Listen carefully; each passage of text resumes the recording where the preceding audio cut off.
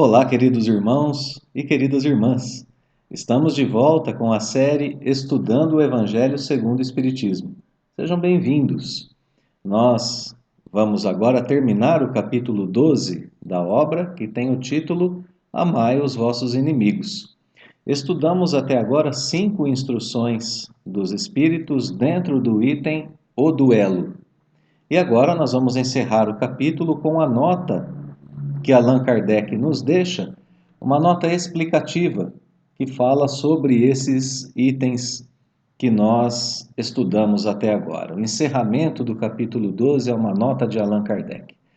Essa nota corresponde ao subitem 16 do capítulo e é composta apenas por 2 parágrafos. O resumo da nota nós já acabamos de enunciar. Ela contém as explicações de Allan Kardec e as conclusões do codificador a respeito do duelo, item tratado até esse momento no Evangelho segundo o Espiritismo. Então, agora, com essa nota de Kardec, esse é o grande resumo, né?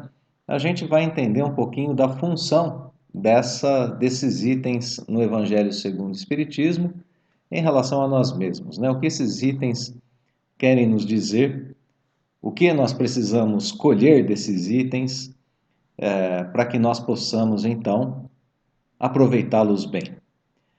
Aquele aspecto de continuidade, não é? Bem, nós tivemos os itens o duelo e aqui nós temos Allan Kardec explicando os itens anteriores do ponto de vista do progresso humano. Aqui uma informação a mais, não é? Para quem vai ler essa nota de Allan Kardec. O que o codificador exalta de tudo isso que nós estudamos é o progresso humano, se nós nos atentarmos bem à essência da sua nota, a essência daquilo que Kardec deixa nesses 2 parágrafos.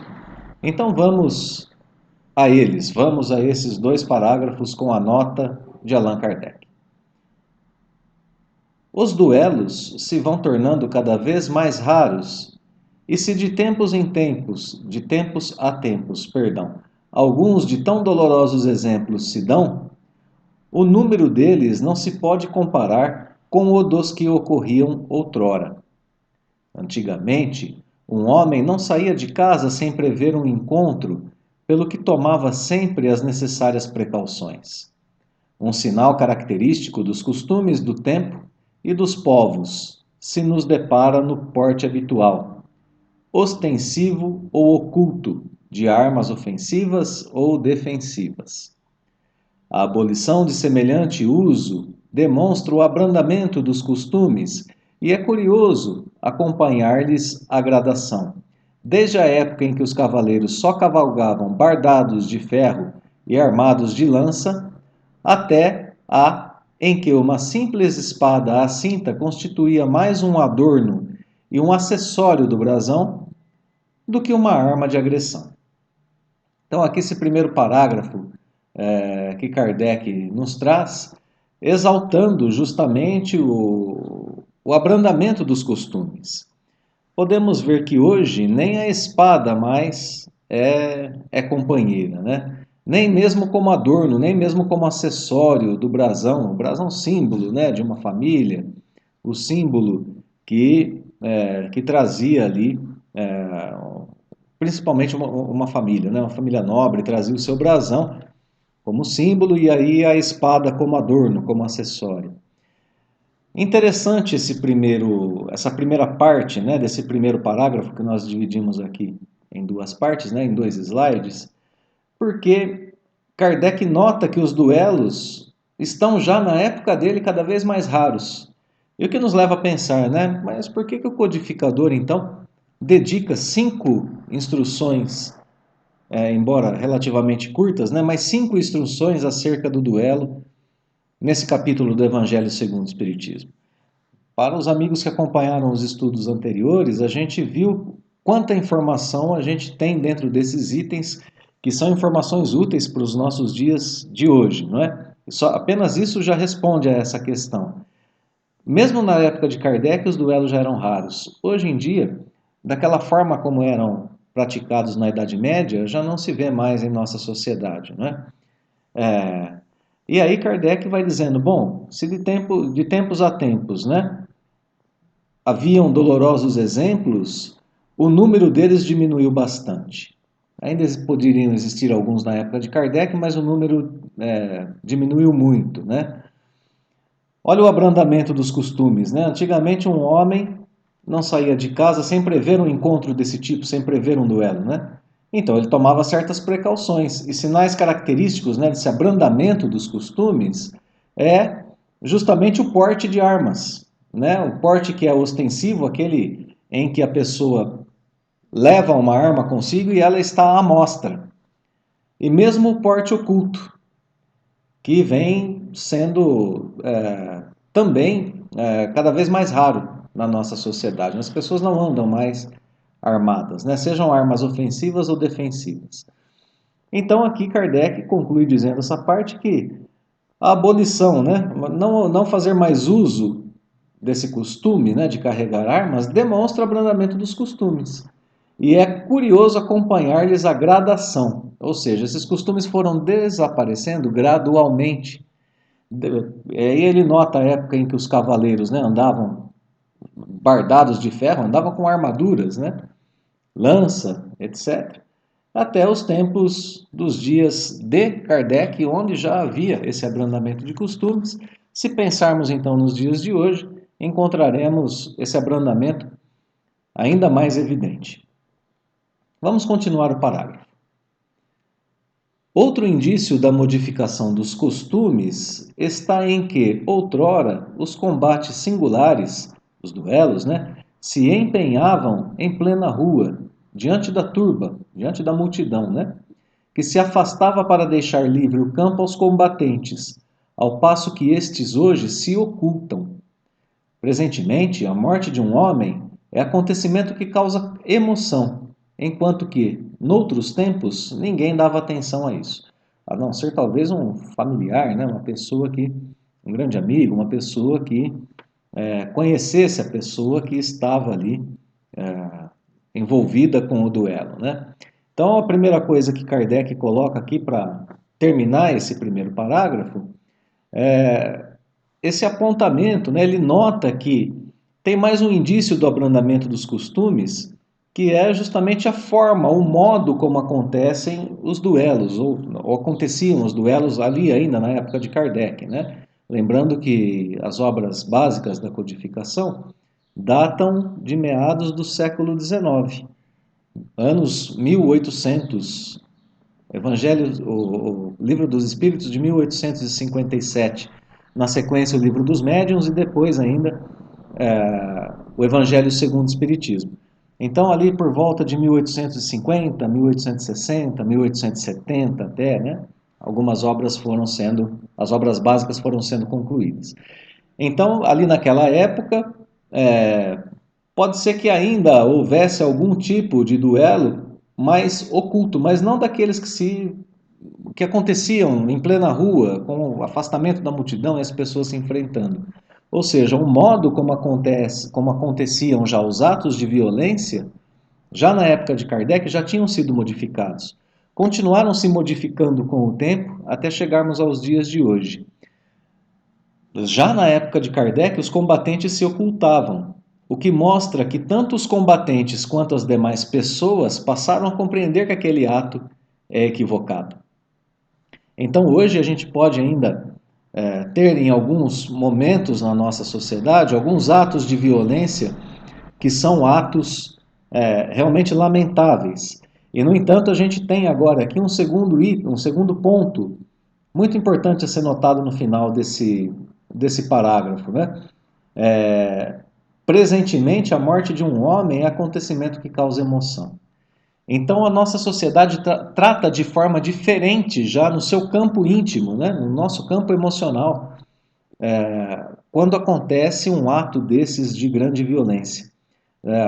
Já existe uma comoção, já existe uma emoção, já existe uma reprovação de grande parte das pessoas. Agora, a nossa capacidade de sentir, a nossa capacidade de ter empatia com as outras pessoas melhorou, cresceu, né? Aumentou. Estamos mais atentos ao mal E dificilmente na nossa sociedade agora alguém verá um ato de atentado contra a vida de seu semelhante sem pelo menos denunciar. Se ela não intervir diretamente, né? Ela pelo menos vai tentar denunciar, vai tentar de alguma forma fazer com que aquilo seja impedido ou que as pessoas envolvidas sejam conhecidas pela justiça, né? O sentimento humano de amor de uns pelos outros também se refina com o tempo e se transforma no principal responsável pelo abrandamento e pela mudança dos costumes que vão cada vez mais melhorando, né? Vão ficando cada vez mais brandos, vão ficando cada vez melhores para a gente conviver em sociedade. Ainda não temos, né, obviamente, um mundo perfeito nesse sentido, mas aqui o progresso se mostra em todos os âmbitos possíveis, né? No abrandamento dos costumes, da intenção da pessoa de carregar uma arma, se mostra também no ponto do interior, do sentimento. Esse abrandamento dos costumes vai sendo notado conforme o mundo vai passando o tempo e nós vamos progredindo, né? Muitos poderão dizer, mas ainda há muita violência na sociedade de hoje. É claro que há, mas não mais nesses termos em que ocorriam, por exemplo, na Idade Média, né? Desse ponto de vista, o progresso é sim um progresso notável. Bem, até aqui esse parágrafo explicou o motivo pelo qual os duelos foram se tornando mais raros, né? Pelo abrandamento dos costumes que decorre do próprio avanço humano. Então, esse primeiro parágrafo explicou isso e agora ainda falta para a gente o último parágrafo, que é bem curtinho, para a gente entender é uma frase apenas, na verdade, né? Para a gente entender agora o papel desses itens aqui no Evangelho segundo o Espiritismo que falaram sobre o duelo. Então Kardec escreve: o Espiritismo apagará esses últimos vestígios da barbárie, incutindo nos homens o espírito de caridade e de fraternidade. Uma última frase, uma pequena frase que nos coloca aqui diante agora da função desses itens do duelo no Evangelho segundo o Espiritismo, né? Incutir significa introduzir, né? Trazer para os homens o espírito de caridade e de fraternidade. Ou seja, substitui-se aquele espírito violento, aquele espírito, para trocarmos um pouquinho a palavra, né? A tendência de revide, a tendência de revolta, a tendência de reparação de uma ofensa, substitui-se essa tendência pela tendência de caridade e fraternidade, pela ação da fraternidade e da caridade. Então, a caridade e a fraternidade são o passo seguinte ao abrandamento dos costumes. Passaremos com elas a nos tratar de forma menos rude, a nos suportar melhor. Depois, tendo entendido a lei divina ensinada pelo Espiritismo e tendo sentido a benesse de vivê-la, não é apenas entender a lei divina, é sentir como é bom vivê-la. Aí então passaremos a nos ajudar reciprocamente como irmãos. São esses os passos do progresso que Kardec está nos dando agora no Evangelho segundo o Espiritismo. A gente entende a lei divina, ensinada pelo Espiritismo, depois a gente tenta praticar e sente os seus efeitos, e aí então a gente passa a se ajudar reciprocamente, vivendo em fraternidade e em caridade. Então esse é o passo seguinte. Por que cabe ao Espiritismo apagar esses vestígios de barbárie, né, esses vestígios da violência que nós ainda vimos no item O Duelo? Bem, aqui a grande função desses itens no capítulo, né? Nós procuramos trazer, pontuar nos itens que falavam sobre o duelo, aquilo que ainda resta em nós dos tempos de barbárie. Cabe ao Espiritismo apagar esses vestígios de barbárie, de violência calculada e premeditada, porque o Espiritismo é a doutrina que nos ajuda a identificar em nós o que deve ser modificado. Exatamente como vimos nesse item do capítulo 12, no item O Duelo. Né? Quais são esses resquícios, esses vestígios que sobraram em nós? O orgulho, o egoísmo que nós ainda temos, a visão equivocada do ponto de honra, a visão equivocada da coragem, que são algumas coisas que nós vimos nos itens anteriores. A falta de olhar para a vida futura, para a imortalidade do espírito, a falta de compreensão da posição do ofensor e da posição do ofendido, tudo o que a gente viu e que envolve a nossa relação com o próximo, né? Por isso, quando a gente olha para esses itens do Evangelho segundo o Espiritismo, sem se atentar muito a ele, a gente pode até pensar, né? Estudar o duelo? Coisa ultrapassada, né? A gente pode até pensar isso. Mas como vimos, Kardec completa esses itens do Evangelho dizendo que esses itens servem para chamar a nossa atenção aos últimos vestígios dessa barbárie que ainda estão em nós, no nosso íntimo, e que precisam ser tratados. A aplicação dos princípios espíritas nesse sentido é valiosíssima e por isso vai nos ajudar nessa tarefa de eliminar as atrocidades da nossa sociedade. Por quê? Porque as eliminamos de nós mesmos. Maravilhosa a conclusão de Kardec, a nota do codificador, que nos deixa, né, as seguintes conclusões. Embora os duelos já estivessem quase extintos na época de Kardec, mesmo assim o codificador dedica, né, grande parte do capítulo que ensina a amar os inimigos a essa prática. E isso acontece justamente porque Kardec procurava resgatar um exemplo forte à nossa memória de uma atitude horrenda, horrível, né, que ocorria no passado, movida pelo orgulho ferido, e que pode levar a uma consequência muito triste, né? O atentado contra a vida do outro e contra a nossa própria vida. Então, lembrando disso, temos mais um motivo para estudar esses itens ainda nos dias de hoje. Por quê? Porque nós ainda temos em nós essas mesmas tendências. Mesmo tendo abrandado nossos costumes, reflitamos um pouco se nós ainda não entramos em alguns tipos de duelo que querem, por exemplo, entre aspas, né, bem entre aspas, matar a opinião do outro, matar a concepção do outro, matar as suas preferências políticas, religiosas, ideológicas. Se nós não vivemos esses tipos de duelo no trânsito, dentro de nossos lares, fazendo com que a nossa vida seja uma vida muito mais difícil porque nós nos sentimos ofendidos, feridos em nosso orgulho. Então, muita atenção a esse item. Bem, vamos combater então em nós ainda mais, não é?